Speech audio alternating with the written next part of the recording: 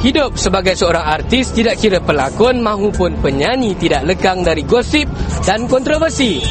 Yang paling terbaru, seorang artis... Alamak, tengah stand up pun boleh accident lah pula. Tak apa Zuan, kita sambung balik Yang paling terbaru, seorang artis didakwa tidak peka terhadap sensitiviti peminat-peminatnya sehingga kan satu lagu nyanyiannya dikritik hebat di Malaysia. Dia juga didakwa bagaikan diva yang mahu semua pihak menuruti kehendaknya. Betul ke? Kita tidak boleh layan segala cakap-cakap belakang dan kita mesti dapatkan Tuan Empunya Badan bagi memberi penjelasan. Bikin Panas eksklusif dari Kota Jakarta, Indonesia. Kru Melody telah mengikuti undangan syarikat Tropik Jaya untuk majlis pelancaran album terbaru Agnes Monica bertajuk Secretly Agnesius di Jakarta pada Rabu lepas.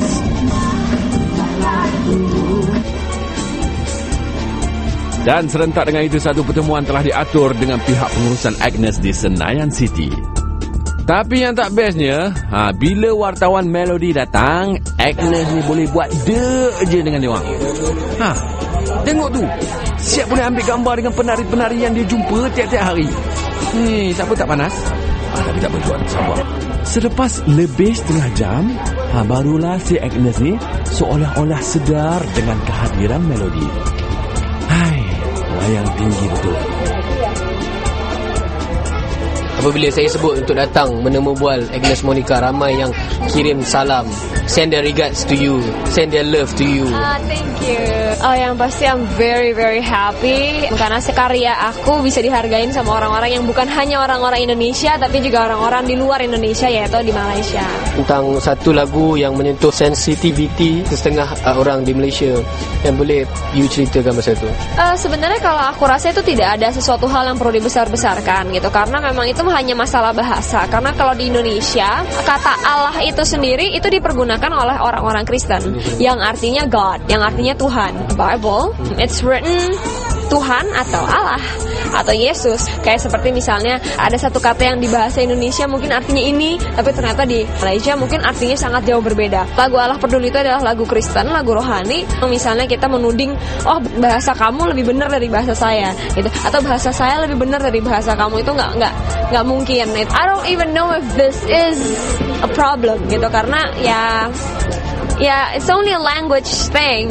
Pada waktu mula you bersetuju untuk menyanyikan lagu ini, adakah kamu fikir benda ni akan datangkan satu risiko kepada kamu satu hari, atau you tak fikir apa-apa? Tidak ada sama sekali, karena memang lagu-lagu rohani di Kristen itu banyak yang menggunakan kata Allah. Saya kan nggak mungkin melarang orang Muslim untuk beribadah dengan lagu-lagu Muslim.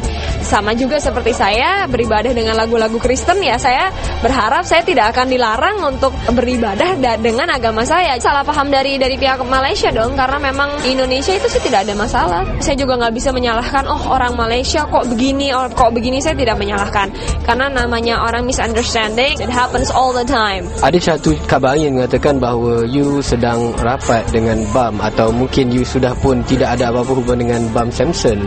So jadi kami di pihak Melody dan di pihak Malaysia ingin mendapatkan kesahihan. Sebenarnya saya sama semua orang itu saya berteman saja, cuman biasa mungkin karena saya ini kan sudah lama single, aku sampai sekarang aku berteman saja. You susah nak cari pacar sebabkan you terlampau busy dengan komitmen kerja you. Sebenarnya bukan susah, tapi memang karena aku tidak pernah mau ngomong ke publik. Saya sekarang nggak bilang saya tidak ada pacar, tapi walaupun saya ada pacar, saya nggak mau ngomong sama orang kalau. Kayaknya adalah sekarang. Adalah. Siapa orang tu? Ada deh. Yaitu I never want to talk about my relationship, my personal. I think I consider that as my personal thing that I don't want other people to touch. Artis-artis di Malaysia ataupun di Indonesia, apabila mereka terlibat agak lama, agak seketika dalam industri menjadi ngetop, popular, kadang-kadang mereka macam tak nampak apabila peminat mereka macam lambai, tunggu mereka. Apa komen you? Kadang-kadang ada orang yang misalnya reporters minta saya wawancara, tapi ternyata misalnya satu orang bilang, Agnes bisa, padahal sebenarnya dari pihak manajemen saya nggak tahu. Nah, yang disalahkan tentu pasti artisnya, yang memang di situ schedule saya sangat tight. Tidak hanya judge from one point. Ada pihak yang mendakwa bahawa apabila Agnes buat konsert, tak kira di Indonesia ataupun di Malaysia, seperti demand nak yang tu, nak yang ni, ikut cara Agnes. Betul? Kalau demand itu sudah pasti. Karena saya professional. Why do I want a good sound system? Of course there's a reason, so that I can enjoy the show, and most importantly, so that the audience could enjoy the performance. Nah, kalau misalnya tiba-tiba saya sudah agreement, karena banyak sekali terjadi seperti itu dulu ya. Saya sudah agree, udah tanda tangan kontrak, mereka sudah oke, ikut ridersnya. Ini Agnes pengen misalnya sound systemnya ini, dan yang saya demand adalah yang professional thing. Misalnya lapisan stage saya nggak pengen yang misalnya yang slippery. Kenapa? Karena pernah saya punya knee itu injury karena the stage. Saya rasa itu satu demand yang sangat wajar. I want this and that because of those reasons. Agak sukar untuk cuba memuaskan hati semua pihak, kan sebagai seorang artis. Betul, gitu. Betul. Memang biar gimana kita itu tidak bisa memuaskan semua orang. It's not my responsibility to make everyone understand.